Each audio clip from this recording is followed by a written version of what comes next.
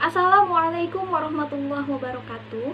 Saya Winda Hamida dengan nomor induk mahasiswa 11830100126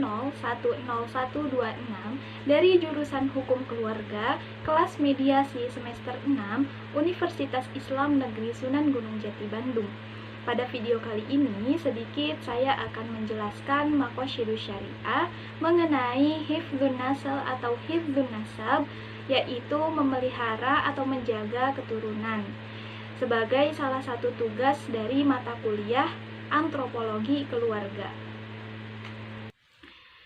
Istilah maqasidus syariah terdiri dari dua kata, yaitu maqasid dan syariah.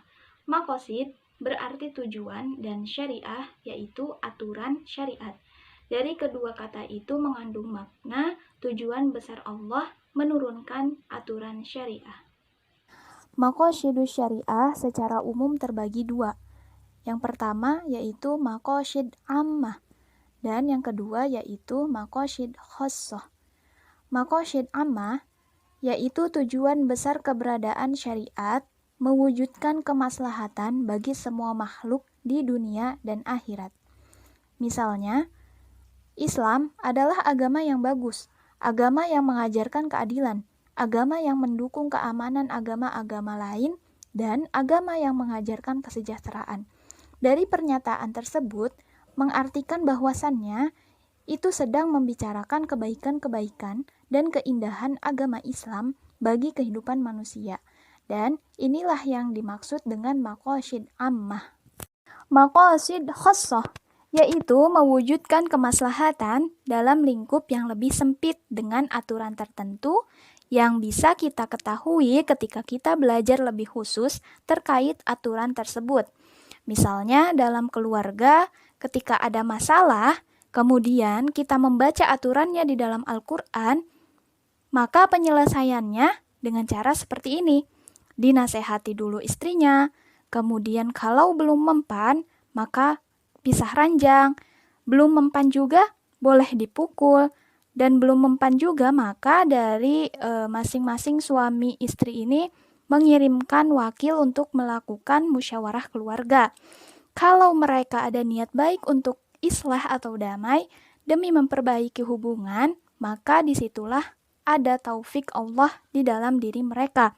Dan kalau tidak bisa juga untuk damai, maka boleh dengan perceraian dengan aturan tertentu. Ada 3 tingkatan manusia. Yang pertama doruriyat, yaitu kemaslahatan yang paling mendesak atau pokok. Sangat dibutuhkan oleh manusia. Yang mana manusia tidak akan bisa bertahan hidup atau tidak bisa hidup normal ketika tidak memiliki hal-hal yang pokok tersebut, yaitu agama, jiwa, keturunan, harta, dan akal. Yang kedua, hajiyat, yaitu kemaslahatan primer, yang mana manusia akan mengalami kesulitan di dalam hidupnya ketika ia tidak memilikinya, seperti hukum pernikahan, hukum muamalah. Dan yang ketiga yaitu tahsiniyat, kemaslahatan sekunder, dibutuhkan oleh manusia agar kehidupannya semakin tertata sempurna sehingga memperindah keadaan manusia. Dalam hal ini berkaitan dengan adab. Ada 5 kemaslahatan yang paling pokok atau sering disebut juga dengan ad-daruriyatul khams. Yang pertama yaitu hifdzuddin, menjaga atau memelihara agama. Unsur kehidupan itu tidak hanya sekadar materi saja, tetapi rohani juga.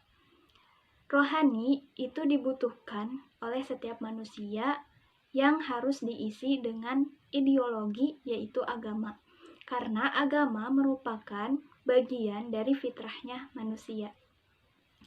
Yang kedua yaitu hifdzun nafsi, memelihara atau menjaga jiwa.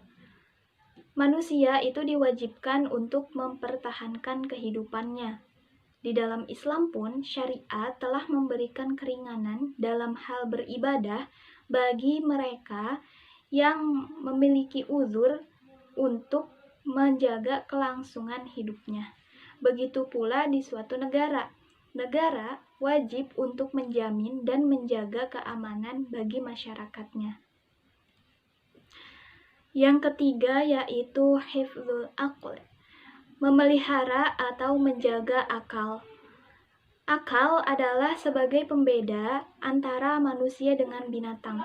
Allah Subhanahu wa Ta'ala menganugerahkan akal kepada manusia supaya bisa membimbing dan mengajak manusia untuk senantiasa memikirkan segala sesuatu sehingga bermanfaat di dunia.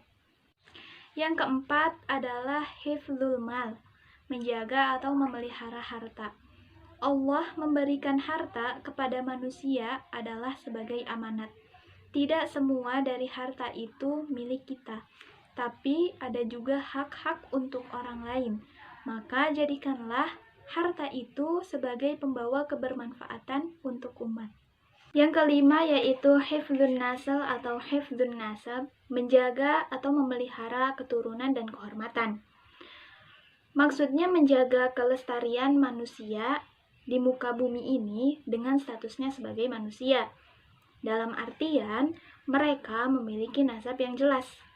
Kelestarian yang bernasab itulah yang membedakan antara manusia dengan binatang. Binatang melestarikan dirinya dengan cara kawin, tetapi mereka tidak bernasab. Ya, meskipun ada beberapa binatang yang tidak ganti-ganti pasangan, tapi pada intinya sama, mereka tidak memiliki nasab yang jelas. Beda dengan manusia, kalau manusia kelestariannya itu bernasab. Nah, di antara upaya syariat dalam melindungi keturunan atau nasal adalah yang pertama, perintah untuk menikah.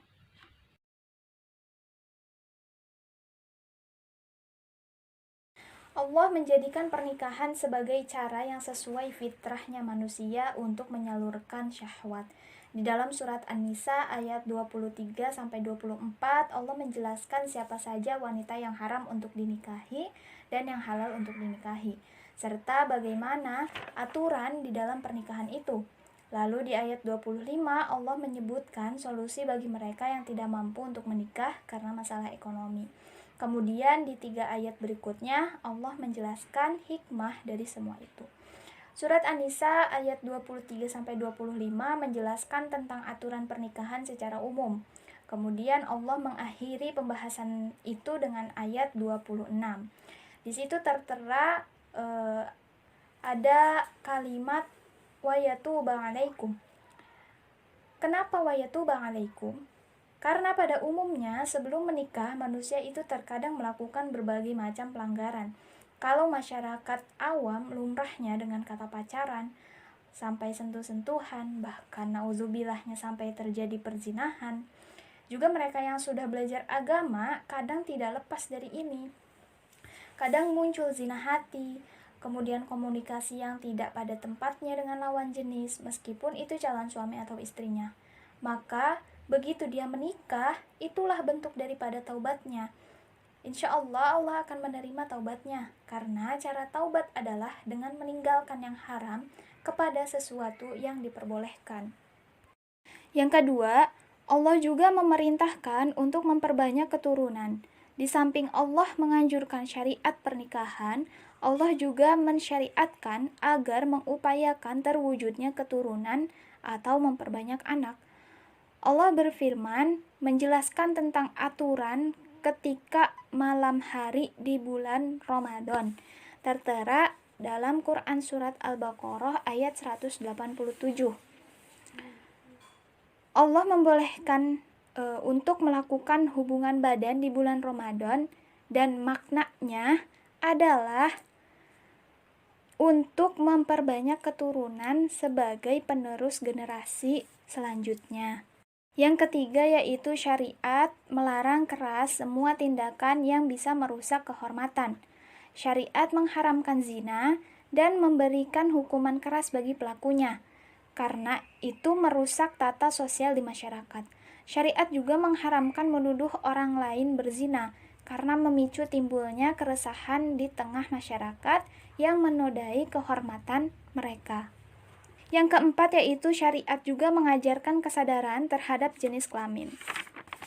Syariat mengatur pergaulan dan interaksi antar lawan jenis. Syariat juga melarang lelaki yang meniru wanita atau wanita yang meniru lelaki. Di dalam hadis dari Ibnu Abbas radhiyallahu an, beliau mengatakan, Allah melaknat laki-laki yang menyerupai wanita. Begitu pada wanita yang menyerupai laki-laki. Hadis riwayat Ahmad 3151 dan disahihkan oleh Syu'aib al-Arnaud. Ibrah dari adanya maqasidus syariah adalah membuat manusia agar senantiasa bertaqarrub kepada Allah dan ma'rifatullah. Karena tujuan dari manusia hidup di dunia adalah tidak lain untuk mencari keridhaan Allah Subhanahu wa Ta'ala, sehingga dapat menemukan kebahagiaan tidak hanya di dunia, melainkan di akhirat. Kurang lebih itulah yang dapat saya sampaikan. Mohon maaf jika terdapat kekeliruan. Wassalamualaikum warahmatullahi wabarakatuh.